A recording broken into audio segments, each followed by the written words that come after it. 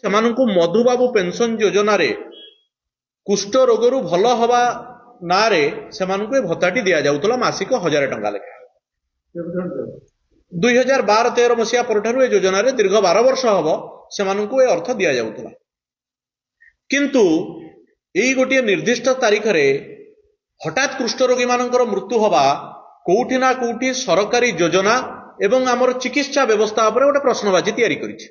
ଆନନ୍ଦପୁର ଉପଖଣ୍ଡ ଚିକିତ୍ସାଳୟରେ ବିଗତ ଦିନ ମାନଙ୍କରେ ଆମେ ଦେଖିଛୁ ଗୋଟିଏ କୁଷ୍ଠ ନିରାକରଣ କେନ୍ଦ୍ରଟିଏ ଥିଲା।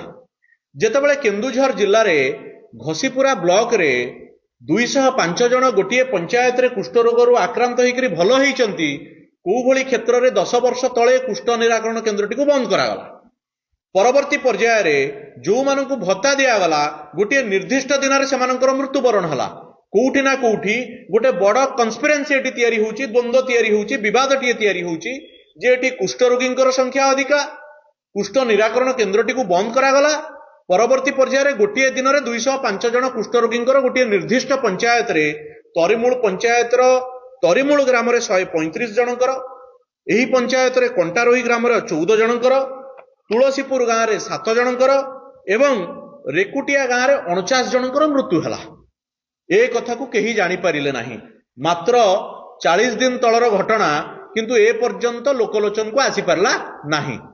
ତେଣୁକରି ଏ ଲୋକମାନେ ବାସ୍ତବରେ ମୃତ୍ୟୁବରଣ କରିଛନ୍ତି ନା ସରକାରୀ କାଗଜପତ୍ରରେ ଏମାନଙ୍କୁ ମାରି ଦିଆଯାଇଛି, ନା ଏମାନେ ସମସ୍ତେ ଜୀବିତ ଥିଲେ ସରକାରୀ କାଗଜପତ୍ରକୁ ଜାଲିଆତି କରି ଏମାନଙ୍କ ନାଁରେ କୁଷ୍ଠ ରୋଗୀ ଭତ୍ତା ନାଁରେ ସରକାରୀ ଅଧିକାରୀ ମାନେ ମଧୁଚନ୍ଦ୍ରିକା କରିକିରି ପଞ୍ଚାୟତ ଅଧିକାରୀ କୁହନ୍ତୁ, ବିଡିଓ ମାନେ କୁହନ୍ତୁ ଏବଂ BSSO କୁହନ୍ତୁ, ବ୍ଲକ ସୋସିଆଲ ସିକ୍ୟୁରିଟି ଅଫିସର, ଏ ସମସ୍ତେ ମିଶିକିରି ଗୋଟେ ଚକ୍ରାନ୍ତ କରିକିରି ମାସକୁ ଗୋଟିଏ ନିର୍ଦ୍ଦିଷ୍ଟ ପଞ୍ଚାୟତରେ 2,05,000 ଟଙ୍କା ଲୁଟ କରିବା, ବର୍ଷକୁ ପାଖାପାଖି 25 ଲକ୍ଷ ଟଙ୍କାରୁ ଅଧିକ ଟଙ୍କା ଲୁଟ କରିବା, କୋଉଠି ନା କୋଉଠି ଏ ଅଧିକାରୀ ମାନଙ୍କୁ ସନ୍ଦେହର ବଳୟ ଭିତରକୁ ଟାଣି ଆଣୁଛି।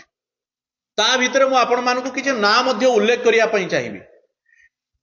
ଗୋଟିଏ ନାଁ ହଉଛି, ମୁଁ ଆପଣଙ୍କୁ ଦଉଛି, ଯୁଧିଷ୍ଠିର ବଳ କୁହନ୍ତୁ, ଏଙ୍କର ବୟସ 71 ବର୍ଷ ବୋଲି ସରକାରୀ କାଗଜପତ୍ରରେ ଦର୍ଶାଯାଇଛି। ଏବଂ ଆପଣଙ୍କର ବାଞ୍ଛାନିଧି ବଳ, ଯିଏ ଯୁଧିଷ୍ଠିର ବଳଙ୍କର ବାପାର ବୟସ 74 ବର୍ଷ, ପୁଅର ବୟସ 71 ବର୍ଷ, ଆଉ ଗୋଟିଏ ପୁଅର ବୟସ 71 ବର୍ଷ। ଇଏ ଆମକୁ ଆଶ୍ଚର୍ଯ୍ୟ କରୁଛି ଯେ 4 ବର୍ଷ ବୟସରେ ଜଣେ ପିତା ହଉଛନ୍ତି, ତାହେଲେ ମାତାଙ୍କର ବୟସ ସେତେବେଳେ କେତେ ଥିଲା, ଜଣେ 4 ବର୍ଷର ପିଲା କୋଉଭଳି ଭାବରେ ଏ ଘଟଣାଟି ଘଟଉଥିଲା। ଇଏ ଗୋଟିଏ ଘଟଣା।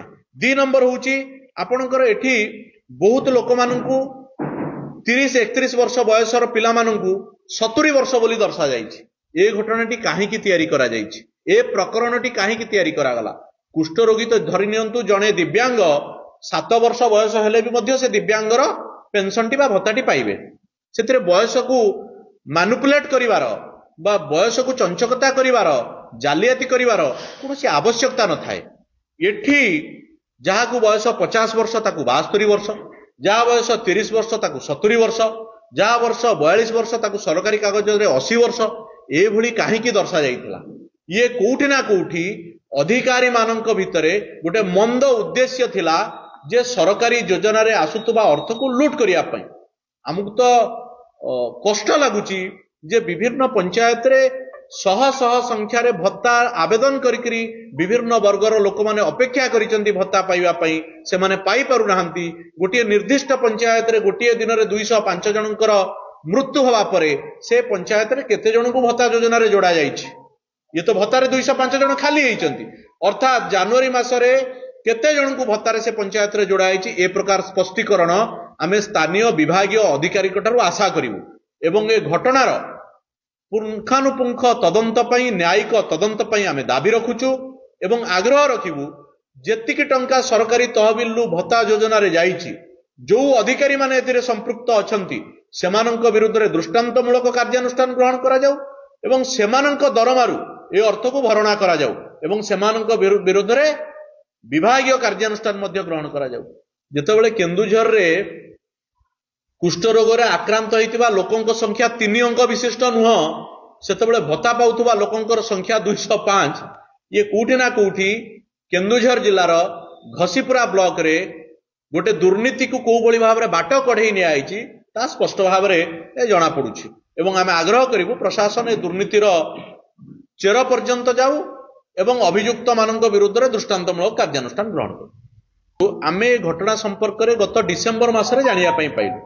डिसेम्बर मासरे जानिबा परे आमे को मासे 1.5 मास लागिला आमे संपूर्ण घटनार पुंखानुपुंख तदंत कलु एवं गाँ मानकु गलु गाँ मानकु तथ्य नेलु जे वास्तव रे लोक मानकु कुष्ठ रोग हेइछि कि नाही एमानकु काहाकु कुष्ठ रोग हेइ नाही एवं सरकारी तथ्य मध्य कहूछि घसीपुरा ब्लॉक रे एते संख्या कुष्ठ रोगी नाहंती।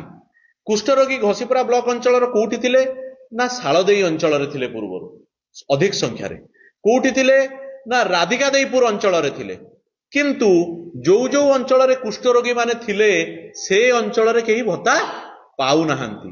जो जगह रे कुष्ठ रोगी नाहंती से जगह रे कुष्ठ रोग हेइछि परवर्ती पर्याय रे सुस्थ हेइचंती सेमानंकु भत्ता दिया जाइछि।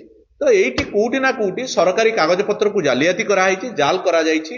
मोर मने पडुछि आज की 17-18 वर्ष तले तेलगी बोली लोकटिए जाल स्टाम्प पेपर मामला रे छंदी हेकरी जेल गले सेथिरु तो कम से कम हमर केन्दुझर जिल्लार अधिकारी माने किछि शिखिबा कथा किछि जानिबा कथा